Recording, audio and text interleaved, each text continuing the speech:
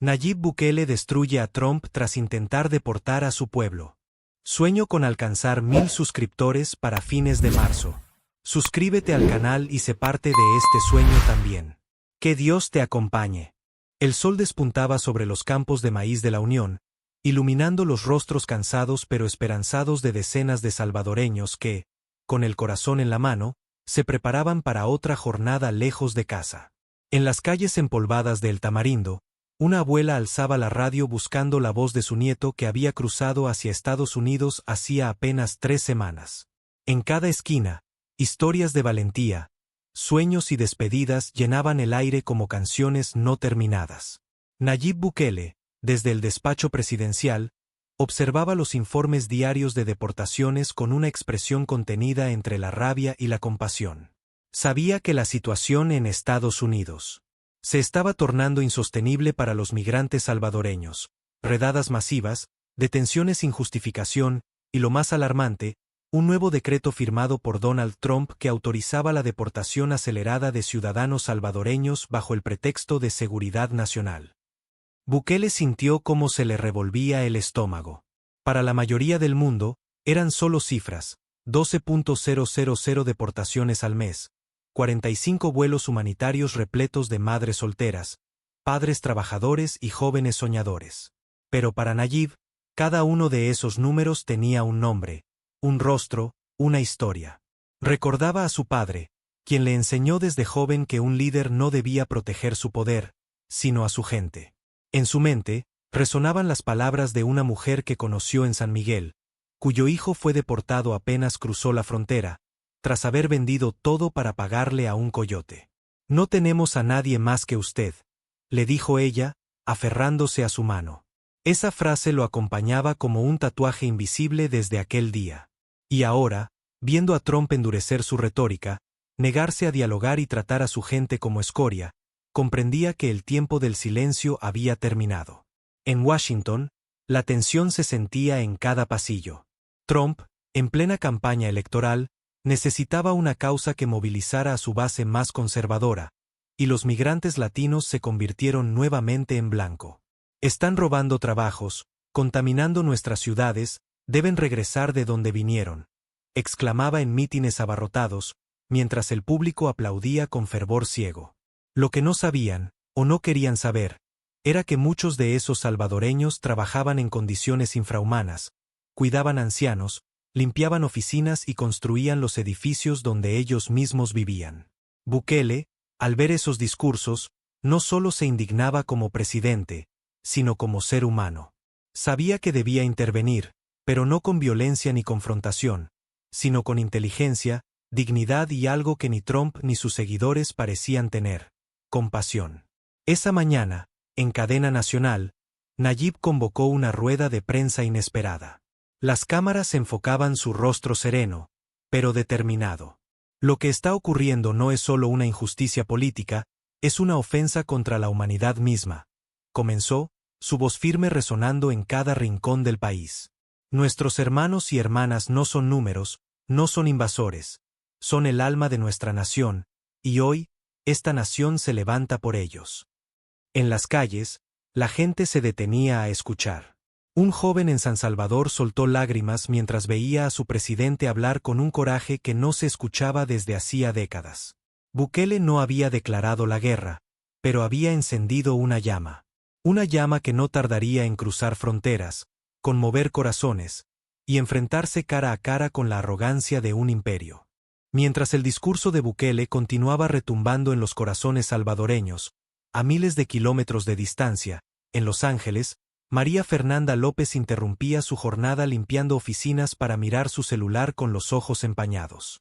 Su hija de 8 años, nacida en Estados Unidos, la miraba confundida desde el asiento trasero del viejo auto donde solían dormir. «¿Por qué lloras, mamá?», preguntó con la dulzura de quien aún no entiende del todo la crueldad del mundo. María Fernanda no encontró palabras, pero dentro de ella comenzaba a surgir una fuerza distinta, un coraje que no sentía desde que había cruzado la frontera descalza con su pequeña en brazos. Como ella, miles de salvadoreños se sintieron acompañados por esa voz presidencial que, por primera vez en mucho tiempo, los reconocía. La comunidad latina, hasta entonces silenciada por el miedo, comenzaba a susurrar entre sí, no estamos solos. En la Casa Blanca, el eco de la conferencia no tardó en llegar. John Everstone, asesor en políticas migratorias de Trump, irrumpió en el despacho oval con el rostro desencajado. Señor presidente, Bukele acaba de lanzar una declaración que está haciendo arder las redes. CNN ya lo replicó.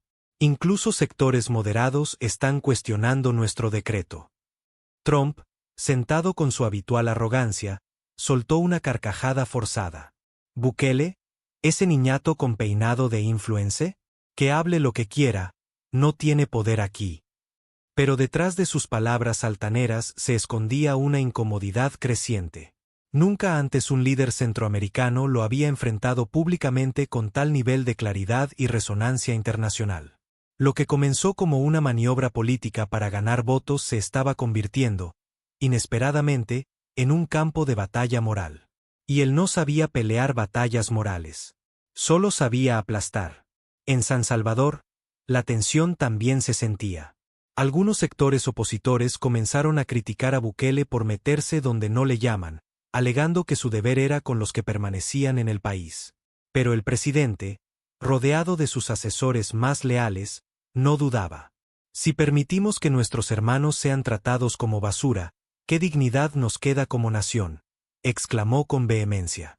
En una reunión de emergencia con la Cancillería, propuso una medida sin precedentes: crear un canal diplomático directo con familias afectadas, escuchar sus historias, documentarlas y presentarlas ante organismos internacionales.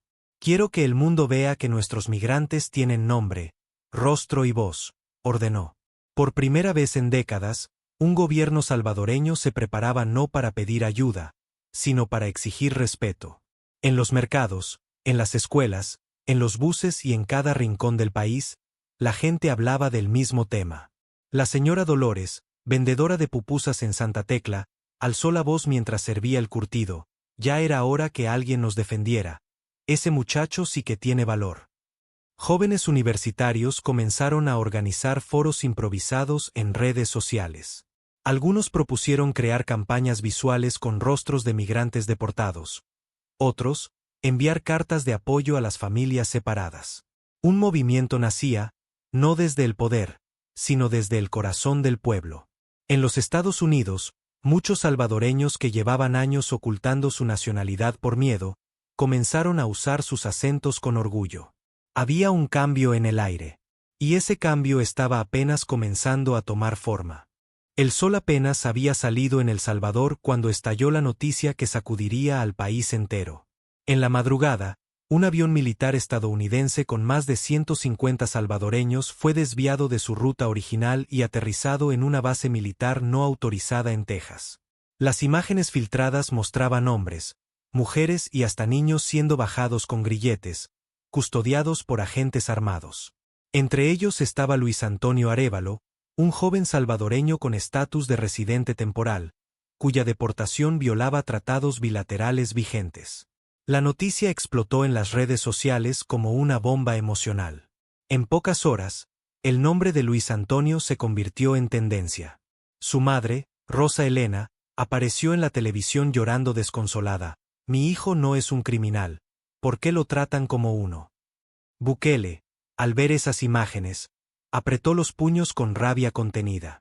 Sabía que Trump acababa de cruzar una línea peligrosa. Mientras tanto, en Washington, Trump ignoraba deliberadamente las advertencias de sus asesores. Su enfoque era claro: proyectar fuerza.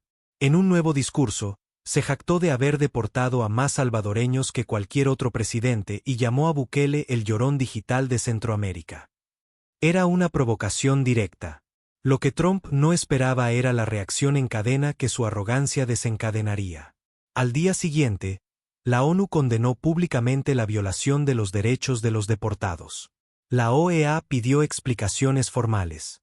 Y en El Salvador, cientos comenzaron a reunirse frente a la embajada estadounidense, encendiendo velas y portando carteles que decían: no somos basura, nuestros hijos no son delincuentes, y Bukele, no nos deje solos.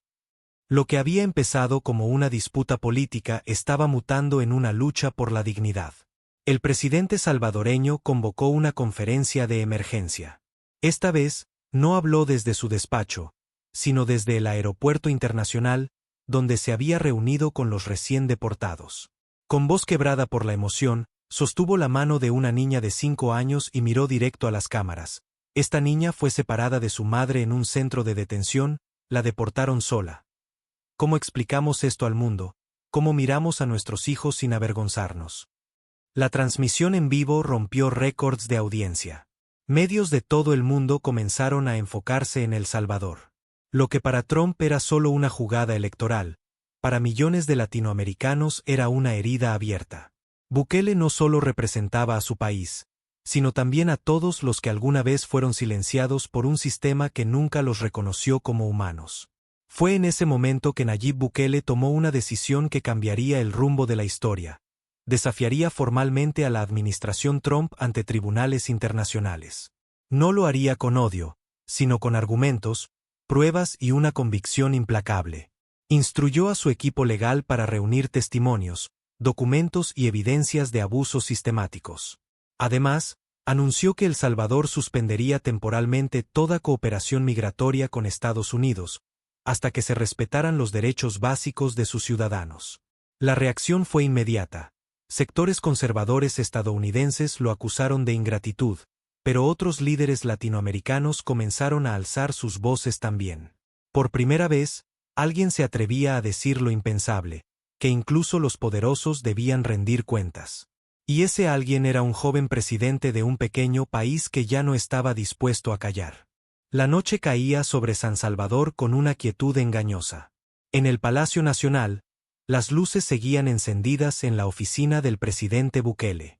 Había pasado horas en reuniones, recibiendo informes, escuchando testimonios devastadores y enfrentando la creciente presión de sectores económicos que temían represalias comerciales por parte de Estados Unidos. No podemos darnos el lujo de provocar a Trump, dijo uno de los ministros, con voz temblorosa. Nuestra economía depende de ellos, señor presidente. Pero Nayib no respondió de inmediato. Caminó hacia la ventana, desde donde se divisaban las colinas iluminadas por las luces dispersas de la capital. Pensó en su hija recién nacida. Pensó en su pueblo. Y por un instante, dudó.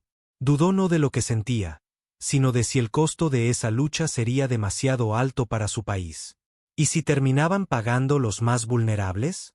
Mientras tanto, su esposa Gabriela, que había estado ausente de los reflectores por decisión propia, se sentó a su lado en la residencia presidencial. Estás cargando un peso inmenso, Nayib, pero no estás solo, le susurró, acariciándole el rostro. El mundo necesita líderes que no se quiebren ante el miedo. Tienes la oportunidad de cambiar algo que lleva décadas siendo injusto. Esa noche, en silencio, ella le mostró cartas escritas por niños salvadoreños que vivían en Estados Unidos, enviadas espontáneamente tras la última conferencia de prensa. Una decía: «Gracias por defendernos, presidente. Tengo miedo, pero su voz me hace sentir fuerte». Bukele sintió como una lágrima le cruzaba la mejilla. No era debilidad. Era la carga emocional de quien comprende que ya no se trata de política, sino de humanidad. Al día siguiente, mientras las redes ardían de especulaciones y los medios estadounidenses lo llamaban el presidente rebelde, Bukele convocó una reunión ampliada con líderes sociales, comunidades migrantes y representantes de derechos humanos. Quería escuchar directamente de su gente antes de tomar cualquier decisión irreversible. Lo que presenció fue conmovedor. Una anciana cuyo hijo había sido deportado 15 años atrás rompió en llanto agradeciéndole por alzar la voz. Una joven transgénero deportada y golpeada por su identidad habló con el pecho erguido, diciendo que nunca imaginó que un presidente la miraría con respeto. Y hasta un exmilitar salvadoreño que vivió en las calles de Houston por años pidió la palabra para decir: «Si usted da el paso, presidente, yo lo sigo hasta el final». En ese momento, Bukele entendió que ya no podía retroceder. El clamor de su pueblo era su brújula. Esa noche, frente a un país expectante, Nayib Bukele apareció en cadena nacional con el rostro tranquilo, pero con una mirada de acero. «Hoy quiero hablarles no como presidente, sino como hijo de este suelo. Nos quieren silenciar, nos quieren humillar, pero no lo lograrán. Hemos sido demasiado pacientes, demasiado prudentes. Ha llegado el momento de actuar con dignidad. Luego anunció la activación de una estrategia internacional de defensa legal para los salvadoreños en el exterior, con apoyo de aliados latinoamericanos. También adelantó que en los próximos días presentaría un discurso ante la ONU. En cada palabra se notaba que había elegido el camino más difícil, el de enfrentar a una potencia sin doblarse. El país entero contuvo el aliento. Lo que vendría después marcaría un antes y un después no solo para El Salvador, sino para la historia de toda una región. El día amaneció con una agitación inusual en la sede de la ONU en Nueva York. Delegaciones latinoamericanas, periodistas internacionales y representantes de ONGs llenaban los pasillos, atentos al anuncio de que el presidente de El Salvador se dirigiría a la Asamblea General. Bukele había trabajado día y noche junto a su equipo para elaborar un dossier contundente. Evidencias de violaciones de derechos humanos contra ciudadanos salvadoreños en Estados Unidos, grabaciones inéditas de deportaciones violentas, testimonios desgarradores de niños separados de sus padres y cartas escritas a mano por migrantes detenidos. Su objetivo no era solo denunciar, sino despertar conciencias y sumar aliados. Pero al llegar al edificio de cristal con su comitiva, fue recibido por una noticia devastadora. Su intervención había sido cancelada de la agenda oficial sin explicación formal. Un funcionario de protocolo, visiblemente incómodo, murmuró que hubo presiones diplomáticas de alto nivel. Bukele entendió de inmediato. Trump había movido sus fichas. La sala de espera se llenó de silencio tenso. La canciller Alexandra Ramírez, una mujer firme y serena, contenía la furia mientras miraba a Bukele, esperando una reacción. Él respiró hondo y respondió con voz calmada: no nos callarán tan fácil. Si no nos quieren escuchar dentro, hablaremos desde afuera. En cuestión de minutos, organizó una rueda de prensa improvisada frente a la entrada principal del edificio. Allí, rodeado de banderas salvadoreñas y de migrantes que habían viajado desde distintos estados solo para apoyarlo, Nayib Bukele alzó la voz: hoy, nos han cerrado la puerta del protocolo. Pero las puertas del corazón de los pueblos del mundo siguen abiertas. No hemos venido a suplicar, sino a exigir justicia para quienes siempre han sido ignorados. El discurso, transmitido en vivo por cadenas internacionales, causó un impacto inmediato. Las redes sociales se inundaron de mensajes de apoyo, mientras hashtags como #Bukele no está solo y #Justicia para los migrantes se volvieron tendencia global. Pero no todos celebraban. En Washington, la Casa Blanca respondió de forma fulminante. En una declaración oficial, el portavoz del gobierno estadounidense acusó a Bukele de incitar a la división y atentar contra la relación histórica entre ambas naciones.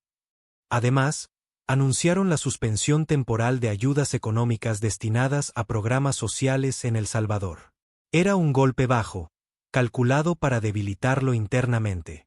En el país, sectores empresariales comenzaron a presionar al gobierno salvadoreño, temerosos de un impacto económico. Algunos medios conservadores hablaban de una confrontación innecesaria. La oposición en la Asamblea Legislativa pidió que Bukele recapacitara antes de arruinar años de relaciones bilaterales. Por primera vez desde que inició su cruzada, Nayib sintió como el suelo comenzaba a ceder bajo sus pies. La soledad del liderazgo pesaba. Pero también comprendió que los grandes cambios siempre comienzan con resistencia. Esa noche, de regreso a San Salvador, Bukele convocó a su círculo más cercano. No era momento de retroceder, pero tampoco de actuar con impulsividad. Tenemos que redefinir la estrategia, no perder la esencia, dijo con firmeza. En la misma sala donde se habían tomado decisiones históricas, el presidente propuso algo audaz: lanzar una campaña internacional de visibilización bajo el lema Nosotros también importamos, dirigida no a gobiernos, sino a los pueblos. Incluiría documentales, cortos audiovisuales, artículos en medios internacionales y giras testimoniales de migrantes salvadoreños por universidades y foros públicos. Si la diplomacia oficial les daba la espalda, acudirían a la conciencia global. Bukele entendió entonces que el poder real no siempre reside en los parlamentos ni en los presidentes, sino en las historias que logran tocar el alma. Y esas historias, su pueblo las tenía en abundancia. La campaña Nosotros también importamos se encendió como fuego sobre pasto seco. En cuestión de días, los videos cortos que mostraban testimonios de salvadoreños deportados se viralizaron en plataformas de streaming, foros estudiantiles y medios independientes. Una de las piezas más impactantes mostraba a María Fernanda, la madre soltera que vivía en un coche en Los Ángeles, contando cómo fue detenida mientras lavaba baños en un supermercado y deportada sin poder despedirse de su hija ciudadana estadounidense. Las lágrimas de María Fernanda atravesaron la pantalla y tocaron corazones en distintas latitudes. Pero no fue hasta que una organización de derechos civiles reveló un documento clasificado, filtrado por un exfuncionario del Departamento de Seguridad Nacional, que la campaña dio un giro inesperado. El gobierno de Trump estaba utilizando a los migrantes salvadoreños como parte de un protocolo de presión diplomática. Eran moneda de cambio. La noticia cayó como un rayo en la opinión pública.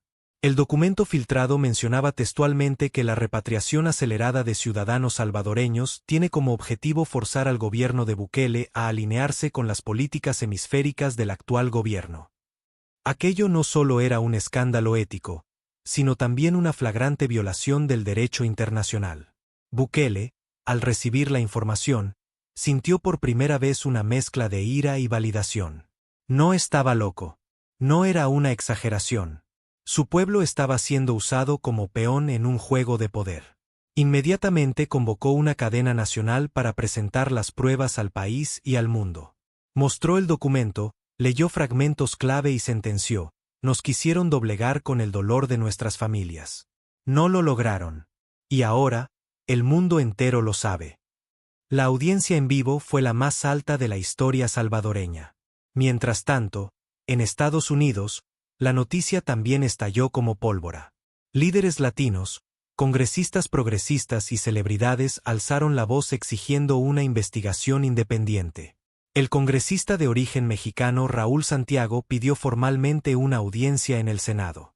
Varias universidades suspendieron convenios con instituciones federales en señal de protesta.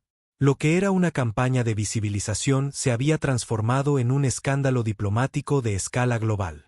La imagen de Trump, ya deteriorada por otros frentes, comenzaba a tambalear también desde dentro. En algunos círculos de la Casa Blanca, se hablaba con preocupación de una tormenta inesperada originada por un presidente pequeño, de un país pequeño, pero con una voz enorme. Y mientras tanto, Nayib Bukele diseñaba su siguiente jugada: una gira internacional para llevar personalmente los testimonios de su gente a los foros más influyentes del planeta. El primer destino sería Madrid, luego Berlín, después Toronto y finalmente Buenos Aires. Bukele entendía que esta no era solo una lucha política, sino una batalla por la dignidad humana. Si el sistema no nos quiere escuchar, que nos escuche el mundo entero, dijo durante una reunión estratégica con su equipo. Cada país que visitaría recibiría no solo sus palabras, sino la presencia viva de migrantes deportados con historias reales, dolorosas y profundamente humanas. Era un nuevo enfoque: menos confrontación directa con Trump, más conexión directa con los pueblos. Era hora de tomar otro rumbo, más audaz, más emocional y más imparable. El mapa había cambiado. Y con él, también la forma en que el mundo empezaba a ver a El Salvador. La gira internacional comenzó con una recepción templada en Madrid, pero lo que sucedió allí marcó un antes y un después. Durante una intervención ante el Parlamento español, Nayib Bukele no solo expuso la situación de los migrantes salvadoreños, sino que lanzó una declaración que sacudió conciencias: hoy soy presidente de El Salvador, pero también vengo en nombre de todos los migrantes que América ha querido enterrar en el olvido. El silencio fue sepulcral. Luego, estallaron los aplausos. Algunos diputados se pusieron de pie. Lo que estaba en juego ya no era solo la dignidad de un pueblo centroamericano, sino la pregunta incómoda que atravesaba fronteras: ¿cuánto dolor estamos dispuestos a ignorar para mantener nuestras comodidades? Las imágenes del discurso recorrieron Europa en cuestión de horas. Bukele no solo hablaba bien, hablaba con verdad. Y esa verdad incomodaba a muchos. Pero con la atención internacional vino también la presión. En Berlín, donde el presidente se disponía a reunirse con líderes de derechos humanos, se filtró una nota diplomática enviada desde Washington a varias embajadas europeas. En ella, el gobierno estadounidense advertía que el activismo del presidente Bukele puede comprometer relaciones estratégicas con América Latina. Era un intento desesperado por silenciar la gira. Al mismo tiempo, se comenzaron a registrar ataques cibernéticos a cuentas oficiales del gobierno salvadoreño, y varios medios conservadores en Estados Unidos lanzaron campañas de desprestigio, acusando a Bukele de populista emocional y desestabilizador hemisférico. Los obstáculos crecían, y con ellos, también las dudas internas. ¿Estaban allí yendo demasiado lejos? ¿Había una línea invisible que no debía cruzarse? De regreso en El Salvador, el ambiente se había polarizado. Mientras la mayoría del pueblo seguía apoyando fervientemente a su presidente, ciertos sectores de poder comenzaron a inquietarse. Empresarios temían represalias económicas, exportadores veían riesgos en tratados bilaterales y algunos funcionarios de carrera comenzaban a renunciar. Incluso dentro del gabinete de Bukele surgieron fisuras. El ministro de Economía pidió una reunión privada y expresó con franqueza: «Presidente, admiro su valor, pero si Estados Unidos decide cerrarnos la puerta por completo, podríamos enfrentar una crisis humanitaria aquí mismo». Bukele lo escuchó con atención. No respondió de inmediato. Sabía que el precio del coraje podía ser altísimo.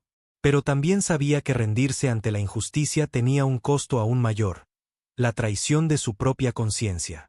En medio de esa tormenta política y emocional, ocurrió algo inesperado. Durante un foro en Toronto, una joven se levantó entre el público y pidió la palabra. Su nombre era Alison Marenco, hija de salvadoreños deportados, nacida en suelo canadiense. Con voz firme, dijo: «Presidente Bukele, usted está haciendo historia. Pero no la haga solo. Permítanos ayudarle. Nosotros, los hijos del exilio, también tenemos voz». Ese momento se convirtió en un punto de inflexión. Bukele comprendió que su lucha ya no dependía solo del aparato estatal, sino de una nueva generación dispuesta a alzar la voz desde donde estuvieran. Surgieron iniciativas ciudadanas, campañas en universidades, artistas que donaron sus obras a favor de la causa. La lucha se había vuelto colectiva. Pero cuanto más crecía el movimiento, más temblaban los cimientos del poder que intentaba silenciarlo. El regreso a El Salvador fue sombrío. Aunque la gira había encendido una llama global, la realidad en casa comenzaba a torcerse con fuerza.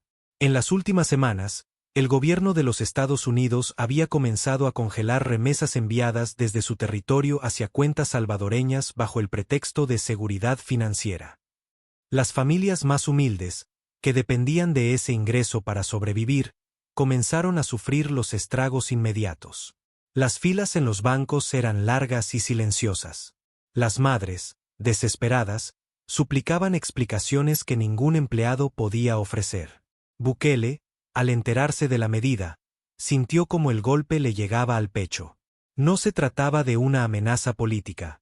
Se trataba de hambre, de necesidad, de miedo. Por primera vez desde que inició la confrontación, la angustia superó su determinación. En una noche de lluvia persistente, Bukele se encerró en su despacho sin asesores, sin cámaras, sin discursos. Solo. Frente a él, decenas de cartas sin abrir de ciudadanos afectados por la nueva sanción. Las manos le temblaban al leer una de ellas.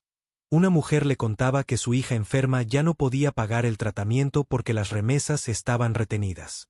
«No le escribo para culparlo, presidente», decía la carta, «sino para pedirle que no se rinda. Porque si usted cae, nosotros ya no tendremos a nadie».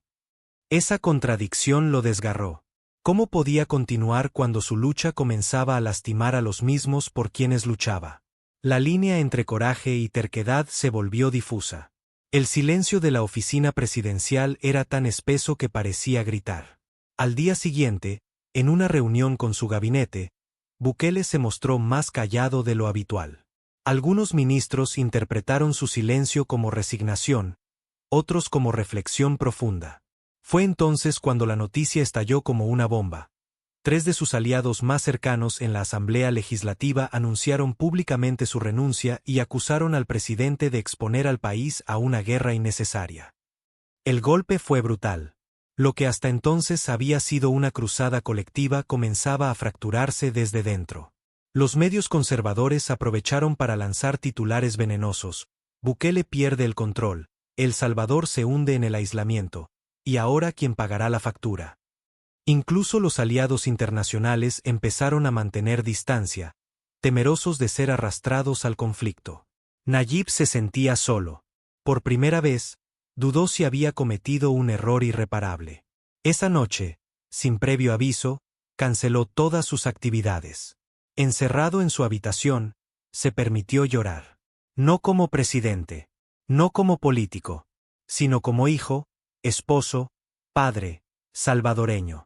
Lloró por los niños que aún esperaban ver a sus padres, por las madres que ahora no podían alimentar a sus familias, por los jóvenes deportados que se sentían traicionados. Lloró por haber creído que el mundo cambiaría con la verdad. Lloró por llevar sobre sus hombros el peso de millones. Y en ese silencio desgarrador, sintió que había tocado fondo. Pero también supo, muy en el fondo, que solo desde el abismo nace el verdadero renacer. La noche más oscura estaba por terminar. Y con el primer rayo de sol, llegaría una verdad que lo cambiaría todo. El amanecer llegó sin promesas. Bukele, exhausto, permanecía en silencio cuando su esposa Gabriela entró en la habitación con un sobre en la mano. Era una carta enviada desde Argentina. En ella, un niño de 9 años llamado Tiago le contaba cómo había visto su discurso por internet y había decidido dibujar su propia bandera salvadoreña, pegándola en la pared de su escuela. Porque aunque yo soy argentino, usted me enseñó que los presidentes pueden cuidar a la gente como un papá cuida a sus hijos, decía la carta, acompañada de un dibujo infantil donde un hombre con barba protegía a un grupo de personas rodeadas de fuego. Bukele sostuvo el papel con manos temblorosas y no pudo contener las lágrimas. No era un documento oficial, no venía de una potencia, pero le devolvía algo que había perdido: sentido. Allí, en la inocencia de un niño, halló la chispa que encendería su alma nuevamente. Ese mismo día, recibió una llamada inesperada. Luiz Inácio Lula da Silva, presidente de Brasil, le ofrecía apoyo explícito. Nayib, vos se está enfrentando o imperió, mas Nao está socino. El sur también sabe resistir. Lo que siguió fue una cadena de reacciones. Gustavo Petro desde Colombia, Xiomara Castro desde Honduras y hasta el Papa Francisco enviaron mensajes de respaldo. Fue como si el mundo, al ver la caída, recordara la causa. Bukele convocó a una rueda de prensa sin previo aviso. Su rostro aún mostraba las marcas del cansancio, pero su voz había recuperado la firmeza. Nos quisieron quebrar. Y por un momento, casi lo logran. Pero esta lucha no es mía, es del pueblo. Y si el pueblo no se rinde, yo tampoco. Las calles, una vez llenas de incertidumbre, estallaron en vítores. El fuego se había encendido otra vez. Y esta vez, ardía más fuerte. Con ese nuevo impulso, Bukele redobló esfuerzos. Lanzó un plan de emergencia para garantizar alimentos a las familias afectadas por el congelamiento de remesas, utilizando recursos internos. Además, anunció una alianza regional para crear un fondo de defensa de migrantes, financiado por países aliados. Más allá de lo económico, comenzó una campaña masiva en redes. Miles de jóvenes salvadoreños, tanto dentro como fuera del país, publicaron videos cortos con la frase «Yo soy la voz que no pudieron callar». El movimiento tomó vida propia. Incluso artistas y músicos internacionales comenzaron a sumarse. La batalla ya no era solo por El Salvador. Era por todos los pueblos pequeños que alguna vez fueron aplastados por las botas del poder. Bukele ya no estaba solo. La historia lo acompañaba. En Estados Unidos, las encuestas comenzaron a reflejar el cambio. Muchos ciudadanos, especialmente de origen latino, comenzaron a cuestionar abiertamente las políticas de deportación. En algunos estados, surgieron protestas frente a oficinas federales exigiendo el fin de las represalias contra El Salvador.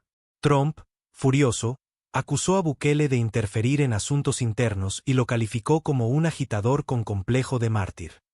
Pero ya no tenía el control de la narrativa. Había perdido la guerra moral. Bukele, por su parte, se preparaba para lo que vendría. Sabía que el final aún no había llegado. Pero esta vez, iría con su pueblo a su lado, con la frente en alto y una decisión irrompible. Había sido derribado. Y había vuelto a levantarse. Días después, un anuncio sacudió al mundo. Bukele convocaría la Gran Marcha de la Dignidad en San Salvador. No sería un evento político, sino un acto simbólico en defensa de los migrantes. Invitó a presidentes aliados, líderes sociales, intelectuales, artistas y, sobre todo, al pueblo. En cuestión de horas, vuelos solidarios comenzaron a llegar desde distintos rincones del continente. Familias enteras viajaban por tierra desde Guatemala, Honduras, Nicaragua, llevando pancartas, banderas y una emoción que se respiraba en el aire. Las calles de la capital salvadoreña no se llenaban así desde los acuerdos de paz. Pero esta vez no se trataba de firmar la paz, sino de declararla con dignidad. El pueblo quería decirle al mundo que no eran víctimas, sino sobrevivientes. No eran débiles, sino fuertes. Y que tenían algo que ningún imperio podía arrebatar: el orgullo de su raíz. La marcha comenzó con tambores ancestrales. Miles caminaban en silencio, en fila, con las manos entrelazadas. Algunos llevaban fotos de sus familiares deportados. Otros, cartas. Otros, solo el rostro en alto. En la tarima principal, Bukele esperaba con un micrófono en la mano y lágrimas contenidas. A su lado, una niña vestida con el traje típico salvadoreño sostenía una pequeña bandera en la que se leía: «Volveremos sin miedo». Cuando el presidente habló, lo hizo sin leer, sin papeles, solo con el alma. Nos han querido dividir, callar, desaparecer. Pero aquí estamos. De pie. Unidos. Y vivos. Hoy no marchamos contra nadie. Hoy marchamos por todos. La multitud respondió con un aplauso tan largo que pareció eterno. Era más que un acto político. Era un renacimiento colectivo. Esa noche, en cadena internacional, las imágenes de la marcha recorrieron el planeta. Incluso medios estadounidenses que antes se mantenían críticos mostraron la magnitud del movimiento. El Washington Post tituló: «El país pequeño que hizo temblar al gigante». CNN calificó el discurso de Bukele como el más humano de la década. Y en redes sociales, millones compartieron fragmentos con frases que ya quedaban para la historia. En medio de esa ola, un gesto inesperado sorprendió a todos. Un grupo de veteranos migrantes estadounidenses publicó una carta abierta al presidente de Estados Unidos, pidiendo una revisión inmediata de la política migratoria. La carta terminaba con una frase contundente: «Porque la dignidad no tiene fronteras». Esa noche, mientras caminaba por los jardines de Casa Presidencial, Nayib Bukele alzó la vista al cielo. No había celebración ni euforia. Solo paz. Una paz interna que venía de saber que había elegido el camino correcto, incluso cuando fue el más difícil. Sabía que las batallas no habían terminado, que aún habría obstáculos. Pero algo había cambiado para siempre. El Salvador ya no era visto como un país que huía, sino como uno que resistía. La historia no termina aquí, porque cada paso de dignidad dado por los olvidados es un eco que viaja lejos. Y en ese eco, el mundo escucha. Y cambia. Si llegaste hasta aquí, comenta desde donde nos estás viendo y dinos si la historia de justicia te conmovió.